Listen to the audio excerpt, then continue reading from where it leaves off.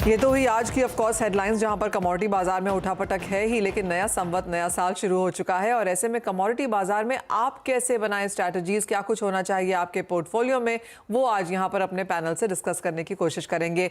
और शुरुआत यहां पर सोने चांदी के साथ ही कर लेते हैं, जहां पर दबाव के साथ कारोबार होता हुआ नजर आया है। डॉलर में हल्की सी मजबूती फिर से देखने को मिली है, लेकिन क्या ये स्तर एक्यूमुलेशन के लिए अच्छे हैं, यही सवाल अपने पैनलिस्ट से हम पूछेंगे। नवनीत, आपसे जानना चाहेंगे $1640 प्रति आउंस के सोने के भाव पर क्या करना चाहिए, 3 से 6 महीने के लिहाज से क्या राय देंगे आप? Good afternoon Manisha ji. हमने लास्ट कुछ दिनों में गोल्ड के प्राइसेस को ऊपरी लेवल पे सस्टेन होते हुए थोड़ी सी दिक्कत देखी है और वहां से टाइम एंड अगेन प्रेशर आते हुए दिखा है। प्राइमरीली जो हम भाव देख रहे हैं वो लार्जली इंपोर्ट ड्यूटी और डॉलर डेप्रिसिएशन की वजह से, रुपी डेप्रिसिएशन की वजह से ये डोमेस्टिक भाव है। नहीं तो हम करीब करीब 43-44,000 के आसपास होते, जो कि निवेश के लिए बहुत अच्छा पॉइंट है at this point in time Indians के लिए। मेरे हिसाब से 1640 1630 एक बहुत अच्छा लेवल है, जहां से $20 $25 की और गुंजाइश हो सकती है नीचे जाने के लिए। बट जब अगर रैली या पुल बैक सेट इन होगा तो करीब 80 से $100 का पुल बैक आप देख सकेंगे यहाँ से आने वाले दिनों में। तो मेरे हिसाब से risk reward point of view से और एक मीडियम टर्म की अवधि के हिसाब से बाय ऑन डिप्स की स्ट्रैटेजी रखनी चाहिए। जब जब आपको 50,000 के नीचे के स्तर मिले एक्यूमुलेट करने को देखना चाहिए, और आपको पहला पड़ाव 51,200, उसके ऊपर आपको प्राइसेस करीब करीब 53,000 तक भी जाते हुए देख सकते हैं। ऑलराइट, यानी कि तेजी की संभावना यहाँ पर सोने में है, एक्यूमुलेट करना चाहिए। यहाँ से $20-40 आपको नीचे मिले तो बाइंग करके चलें। प्रियंका, आप कैसे देखते हैं, और सोने के साथ साथ चांदी में यहाँ पर अब क्या करने की राय है? जी, देखिए, गोल्ड में हमने पहले भी डिस्कस किया था कि 50,000 से 49,000 ये एक वेरी स्ट्रॉन्ग सपोर्ट रेंज है, और इंटरनेशनल मार्केट्स में भी $1,600 के आसपास से फिर से मार्केट ने लास्ट फ्यू ट्रेडिंग सेशंस में एक बाउंस बैक बताया है। तो एक डबल बॉटम फॉर्मेशन दिख रहा है एंड काफी ओवरसोल्ड है। एंड जिस तरह से डॉलर इंडेक्स 115 के पार नहीं जा पा रहा है, तो वो भी एक इंडिकेशन है गोल्ड और सिल्वर के लिए सपोर्टिव का। तो गोल्ड मेरे हिसाब से निश्चित रूप पे यहाँ पे अगर 5 से 6 महीने के होराइजन से किसी को बाय करना है तो कर सकते हैं। आपका दूसरा सवाल जो चांदी पे था, चांदी ने भी हमने देखा है कि 18.85 के आसपास अभी ट्रेड्स हो रहे हैं। $18 से लेके 1780 ऑन इंटरनेशनल मार्केट से मेरे हिसाब से वेरी स्ट्रॉन्ग सपोर्ट्स है। तो वो जब तक ब्रेक नहीं करते, मुझे लगता है कि चांदी में भी एक उछाल टुवर्ड्स 20.50 से लेकर 2130 तक आ सकता है।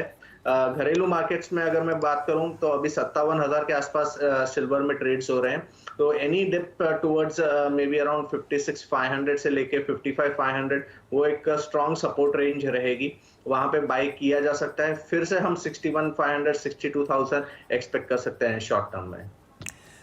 यानी कि बिकवाली की राय यहाँ पर नहीं है, खरीदारी ही आपको डिप्स पे करके चलना है, सोने और चांदी यहाँ पर दोनों में ही। मेटल्स की अब बात कर लेते हैं, क्योंकि यहाँ पर आज का दिन कुछ गिरावट वाला रहा, चाहे वो कॉपर है, जिंक है, एल्यूमिनियम है, हमने सभी जगह कुछ मुनाफा वसूली आते हुए देखी है। एक्चुअली अक्टूबर के महीने में अब तक भी यहाँ पर मुनाफा वसूली ही जारी है।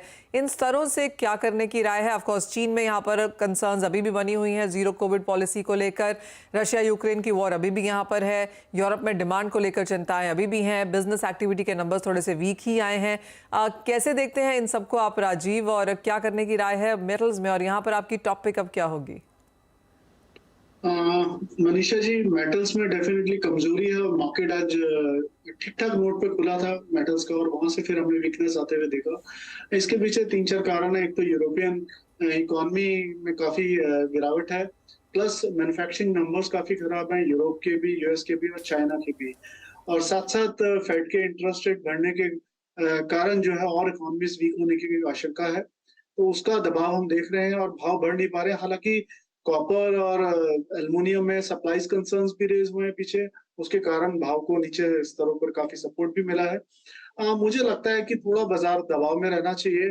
अभी खरीदने का तो मेटल्स को नहीं सोचना चाहिए। इनफैक्ट 650-655 के बीच में अगर कॉपर मिलता है तो बिकवाली कर सकते हैं। मैं बिल्कुल इंट्राडे या 1-2 दिन के पर्सपेक्टिव से बात कर रहा हूँ, 662 के स्टॉप लॉस के साथ, और नीचे में 640-635 के स्तर देखने को मिल सकते हैं। और अगर मीडियम टर्म आउटलुक लेके चलना है तो खरीदने के लिए मुझे लगता है कि फिर 580-600 के स्तर होंगे। अगर मार्केट वहां पर ठहराव लेता है तो वहां से खरीद सकता है, वहां से पुल बैक देखने को मिल सकता है। और जिंक पे भी मुझे लगता है कि जिस तरह की गिरावट आज देखने को मिली है कंटिन्यू हो सकती है। 271, 272 फिर से एक पुल बैक पे अच्छे स्तर होंगे बेचने के लिए। और नीचे में हम इन्हें 1-2 दिन में 265, 266 देख सकते हैं। ओके, यानी कि नियर टर्म में यहाँ पर कुछ मुनाफा वसूली अभी भी जारी रह सकती है और वहाँ पर लॉन्ग टर्म के लिए अगर आपको लेना है तो आप मेटल्स ले सकते हैं। नवनीत, आपकी क्या टॉपिक रहेगी यहाँ पर मेटल्स में? जो ग्रीन मेटल है जैसे कि कॉपर, एल्यूमिनियम, जहाँ पे हमने कुछ दबाव आते हुए देखा है क्योंकि यूरोप में बहुत ज़्यादा प्रोडक्शन नहीं है। जिंक में इंटरनेशनल इन्वेंट्रीज में काफ़ी ज़्यादा गिरावट है। ये फंडामेंटल्स आप कब तक इन प्राइस आता हुआ देखते हैं?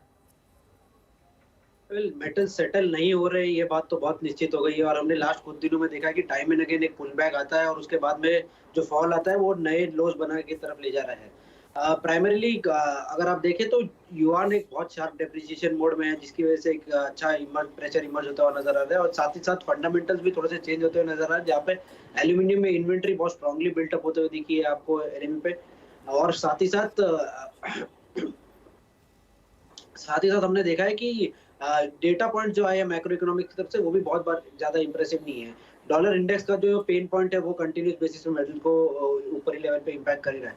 मेरे हिसाब से थोड़ा सा और नरमी का रुख रह सकता है और यहाँ पे आपको कॉपर में करीब करीब 8 से 10 रुपए की और नरमी देखने मिल सकती है। जिंक में थोड़ा बहुत ट्रैक्शन पॉजिटिव बायस देखने मिल रहा था, बट लास्ट 2 दिनों में उसमें भी एक ऊपरी लेवल से सेलिंग आ रही है, जहाँ पे $2950 के ऊपर जिंक सस्टेन होता और नहीं नजर आ रहा है एलएमई पे। और अगर ये सेलिंग कंटिन्यू रही तो इस बार नए लोज हम जिंक में देख पाएंगे।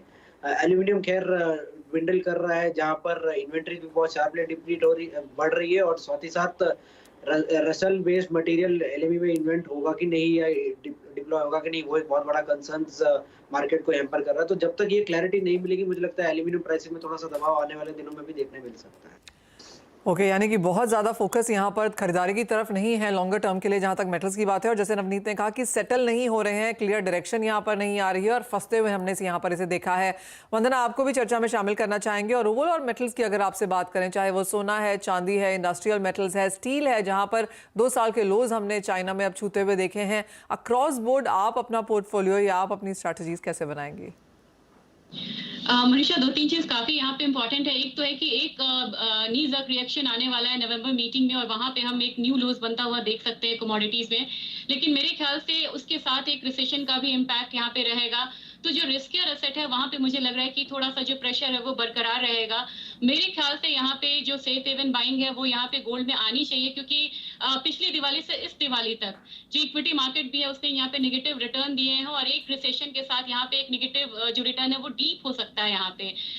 मुझे गोल्ड में लग रहा है कि 49,000 एक बेस रहेगा इंडियन मार्केट के लिए। अपसाइड में मुझे लग रहा है कि नेक्स्ट दिवाली तक वी कैन एक्सपेक्ट 55,000।